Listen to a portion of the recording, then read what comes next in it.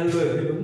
तो आज हम लोग डिस्कस करेंगे डी ब्रोगली हाइपोथेसिस के बारे में। ओके, तो डी ब्रोगली हाइपोथेसिस तो देखते हैं एक्चुअली में है क्या ये डी ब्रोगली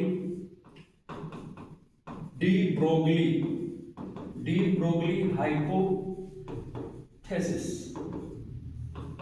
तो डी ब्रोगली हाइपोथेसिस ये 1924 की बात है।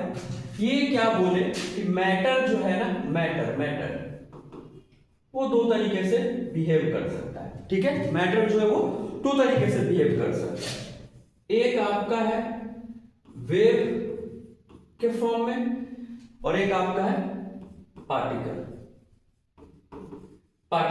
यानी मैं अगर थोड़ा सा इसको और डिस्क्राइब करूं और बताओ तो इसमें ये बोला गया कि कोई भी मैटर यानी हम हो, ये हो, आप हो, सब हो, ये दोनों नेचर भी शो कर सकता है, यानी वेव और पार्टिकल। तो भाई ठीक है, वेव और पार्टिकल आपने बोल दिया, ठीक है, कोई बात नहीं। तो हमें कैसे पता लगेगा, हमें कैसा बोलने से तो कुछ नहीं होगा कि मैटर दो तरीके से बिहेव करता है, वेव और पार्टिकल दोनों। यानी डी ब्रोगली हाइपोथेसिस ये बोलता है कि डुअल नेचर यानी डुअल बिहेवियर। ठीक है, मैटर जो है वो डुअल बिहेवियर रखता है, लाइक वेव और पार्टिकल दोनों। तो उसने क्या बोला, तो सपोज इतना तो पता है, वेव के लिए ये होता है E is equal to H nu is equal to H C by lambda.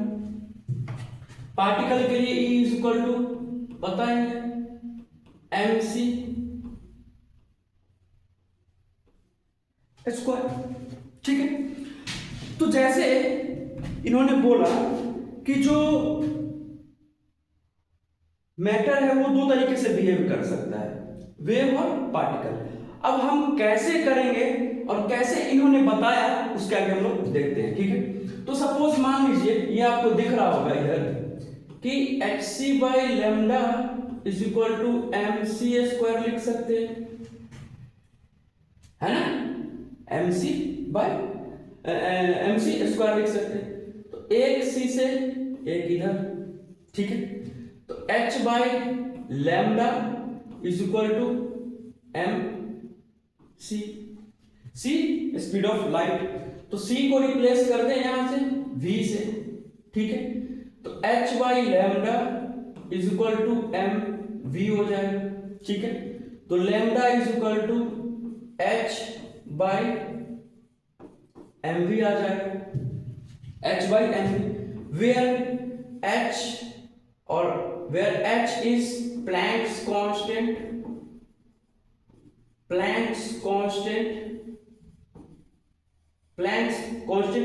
और mv is equal to momentum, p से डिनोट करेंगे। ठीक है, मोमेंटम को p mv। तो अब ये देखिए, पहले थोड़ा सा देख लेते हैं। h जो है आपका प्लैंक्स कांस्टेंट है, जिसका वैल्यू होता है 6.626 into 10 to the power minus 34 joule second. ठीक है, जूल सेकेंड।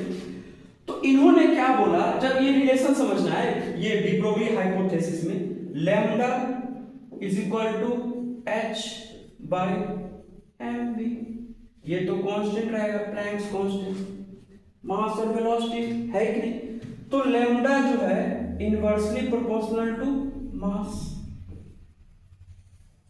ये आ गया। यानी कि जिसका ज्यादा मास होगा, यानी हम, ये पेन, ये सब जिसका ज्यादा मास होगा वो वेवलेंथ उसका कम होगा, बिल्कुल।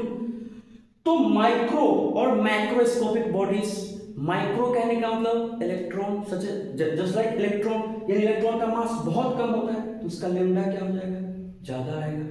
यानी लैम्डा और एम का रिलेशनशिप जो है एक दूसरे के इनवर्सली है। यानी हम जो है वो कर सकते हैं, ये लेंथ जो है, वेवलेंथ जो है, हम लोग क्रिएट कर सकते हैं, लेकिन बहुत ही कम, ना के बराबर। तो इसी में आता है माइक्रोस्कोपिक बॉडीज और मैक्रो। तो मैक्रो के लिए तो मास ज्यादा होगा तो लैम्डा कम होगा, माइक्रो के लिए इलेक्ट्रॉन, प्रोटॉन, जस्ट लाइक, है कि नहीं। तो इसी से ये रिलेशन आता है, डी ब्रोगली हाइपोथेसिस। इन्होंने बोला मैटर दो तरीके से बिहेव करता है, वेव लाइक कैरेक्टर और पार्टिकल, यानी इसी को बोलते हैं लोग डुअल कैरेक्टर। ये इनफैक्ट क्लियर हो गया, ठीक है। ये रिलेशन ध्यान में रखना है, कहां से आता है, कैसे आता है। तो आई होप समझ में आ गया होगा और रटने की कोई जरूरत नहीं है। समझ में आ गया, इस पे हम 2 4 5 पॉइंट आराम से लिख सकते हैं। और ये मेंस में पूछता भी है, बोर्ड्स में भी पूछता है। मेंस में तो पूछता है, ये आपको फॉर्मूला तो डायरेक्ट थोड़ी पूछेगा, ऐसे क्वेश्चन के थ्रू पूछेगा। लेकिन बोर्ड्स में हो गया कि बोल देगा एक्सप्लेन करो, ये बताओ, 5 पॉइंट 2 4 पॉइंट लिखने के लिए तो आप आराम से लिख सकते हैं, है ना, एक एक पॉइंट। तो ध्यान रखना है माइक्रोस्कोपिक बॉडीज और मैक्रोस्कोपिक बॉडीज के लिए। तो lambda is inversely proportional to M और वी वेलोसिटी। ठीक है, तो आई होप समझ में आ गया। मिलते हैं नेक्स्ट वीडियो में। Okay, bye bye, take care.